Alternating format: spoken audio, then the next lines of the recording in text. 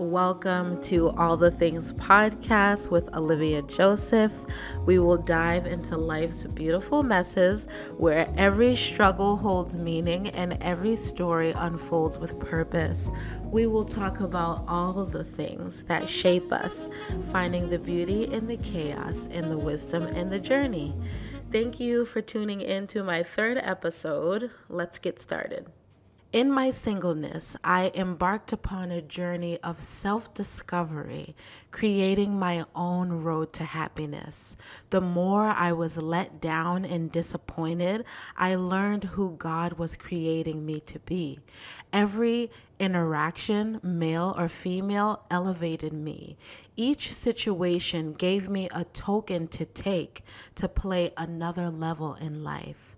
I focused on improving my appearance inside and out, the things I had control over. Everything I was uncomfortable with, I conquered one by one. The waiting season can be strenuous. When things didn't work out as planned, I felt like it was a setback. So I would create my own random exotic thrills, good or bad. Grandma would always say, everything that glitters ain't gold. The setback would always fuel my fire to go harder for myself. Some major things I did in my singleness was romanticize everything I did for me. I always enjoyed the finer things in life. I definitely wasn't going to wait on a man to do them for me.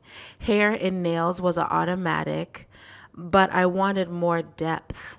I dove into my inner child and picked back up bike riding. I found so much peace in biking. I loved a good hot summer rain bike ride. I would listen to audiobooks on healing and self-awareness. I fell in love with discovering me, past, present, and future. I became addicted with showing up for myself. I was committed to my healing journey. So let's unpack that. Change or changing what I was uncomfortable with. So I've always been a solid female, and at this point in life, with so many new challenges and journeys, I felt like I needed to match kind of what I was going through. So I started to change things about me, my appearance. So I went really hard with my weight.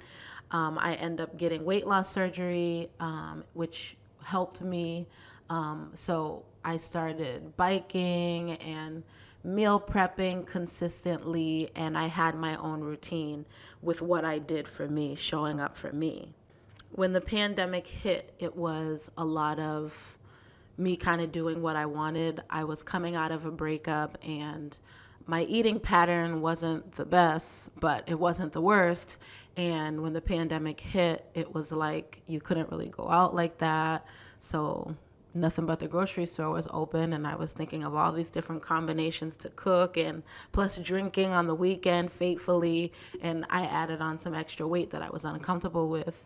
And I changed it. So I took the necessary steps to make that new change of the new me, the inside matching the outside. So that was a huge move that I took.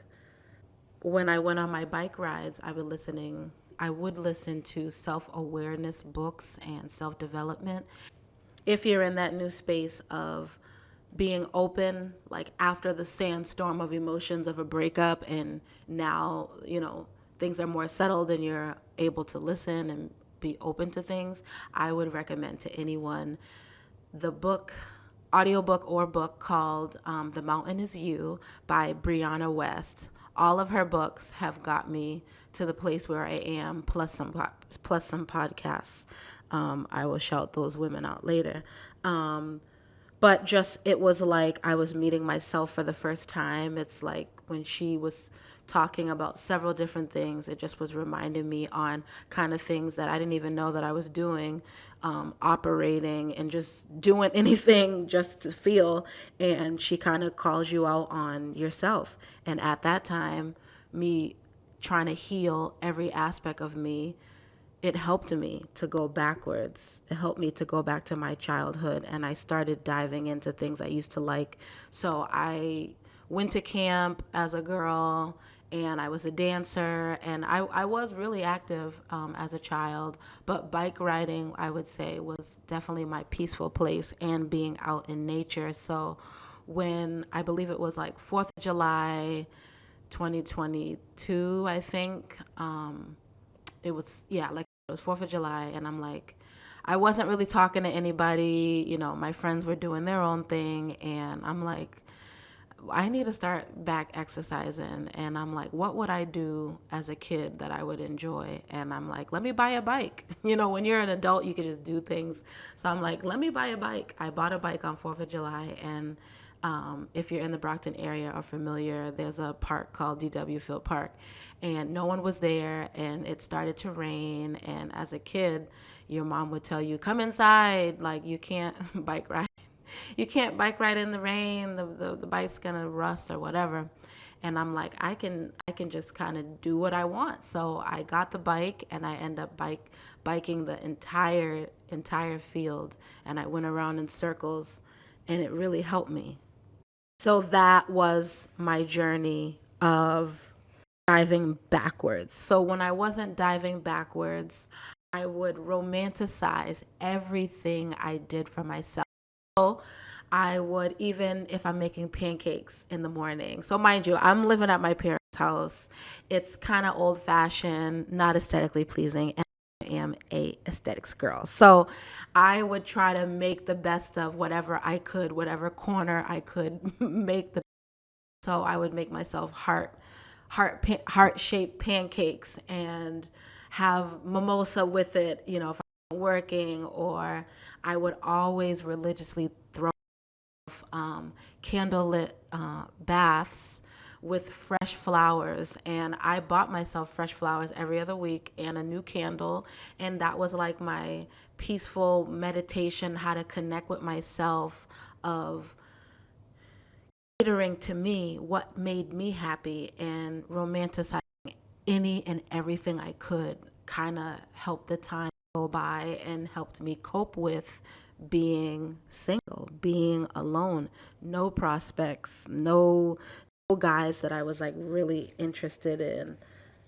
When I became addicted to myself, as in showing up for me, saying no to my non-negotiables when it came to any and everything. And I feel like I was such a people pleaser at one point in my life, and now it's like a no-go, because the more you're authentic to yourself, the more you will attract what you really want. So I felt like, no, I'm going to put my foot down with any and everything that doesn't serve me properly. And it did, and it helped me 100%. So what I'll say to you is focus on something that your inner child couldn't do back then but can do as an adult, and start really unpacking and romanticizing in your own way the things that you enjoy your day to day, to put a smile on your face. So thank you for tuning into All the Things podcast. Keep finding the beauty in the chaos. Until next time.